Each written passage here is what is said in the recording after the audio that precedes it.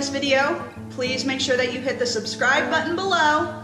I know that might be annoying for a lot of you, but just by doing that, it really lets us know that we're on target for what you guys want to see us put out and the kind of content you want to see. So thanks so much.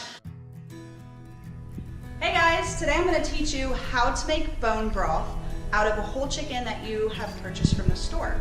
You can use a rotisserie chicken, or you can use a raw chicken that you've cooked or roasted or used in your Instant Pot. So the first thing that you need to do is get all your ingredients together to make bone broth.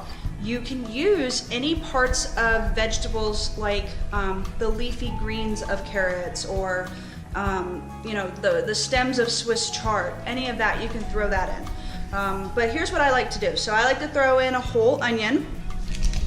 I cut it in fours just to help it cook better and permeate the bone broth. You want to throw in about 2 carrots. So I have a bunch of little baby carrots from the garden right over our mountain. And about 1 celery stalk. And I'm using an Instant Pot for this. This is the best way to cook bone broth. I have cooked bone broth for almost 10 years now, and it wasn't until my Instant Pot that I actually could get my bone broth to gel. And so what that means is that when you shake your bone broth after it's been in the fridge for a while, it is like a jello consistency. That means that you've extracted all the marrow out of the bones, all of the collagen from the joints, and it creates a very gelatin consistency. So we have just cooked up a couple of chickens that we got through our local co-op, since we aren't raising any this year. And these are small chickens, they're about 2 pounds, so I'm actually gonna use the carcass of both of them. But normally you would use the carcass of just one regular 4 or 5 pound whole chicken. So I'm gonna add that. This will kind of show me how much more room I have. Now, most of the time your chickens come with their neck and their organs. Now, unless you like to make pate or something else with their organs, I just throw their organs and their necks into the bone broth. So the chicken has been cooked, we've roasted it, and we saved the necks for the bone broth. I always add about 1/4 of a cup of apple cider vinegar. And this just helps to extract all of the minerals out of the bones of the chicken. It just is kind of an extractor.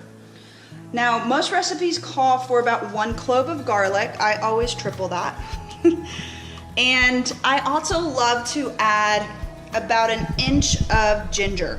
I think this really makes a really amazing bone broth that you don't have to just cook with because it's so strong and earthy, but it's so delicious that you can actually sip on it. You can warm up a mug of it and sip on it.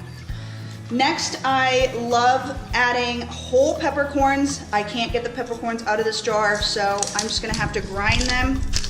But if you can, add your whole peppercorns, and it just helps it to cook so well. You're gonna filter everything out at the end of your cook session, so it doesn't matter how chunky everything is. And then I just add about 1 teaspoon of Himalayan sea salt. And now all we have to do is top it with water. So with your Instant Pot, you can actually cook your chicken and your bone broth in less than 24 hours. So if you're used to the crock pot method, I think I used to cook my bone broth for about 48 hours. And it was really frustrating because the whole house would just smell like bone broth for 2 days. And I constantly had to add water to it because it cooks down over the course of the 48 hours. Also, believe it or not, after 48 hours, I still could never get a gel to my bone broth. But with my Instant Pot, I cook it for 100 minutes and it always gels. So this is a 6-quart Instant Pot. So the next thing we're gonna do is we're gonna top it with water. I like to top it right under the max. So I don't like to go all the way up to the max because on the Instant Pot, there's a little device inside right here And I feel like if I go too close to the line, it has an issue with, you know, just sucking the air in and out. So I just always go right under the max line just to be safe. Okay, so next we're gonna add the water to it.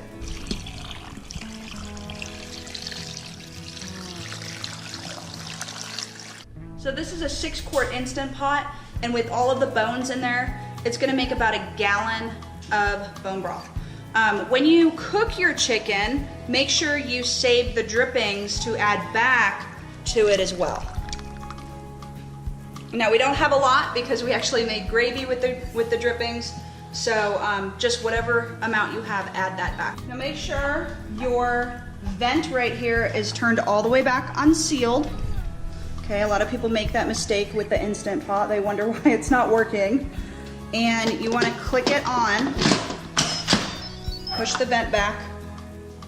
And now what I do is I hit the manual button right here, and we're gonna go all the way up to 100 mittens. 100 mittens.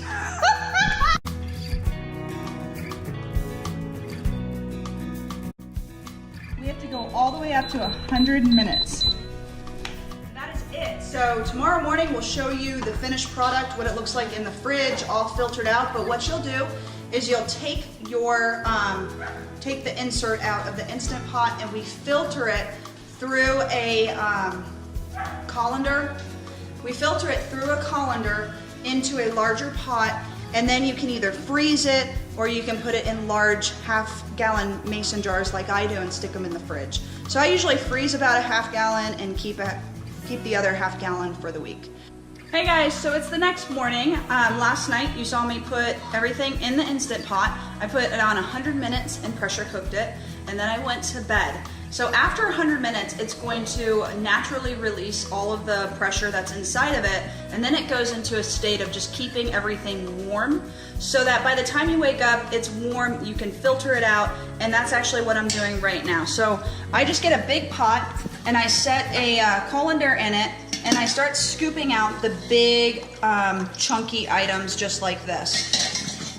All of the bones and the vegetables and the skin and all that good stuff, which you can give to your pigs, or if the bones are soft enough and you can pinch them and they break, then you can even give them to your dogs as a treat.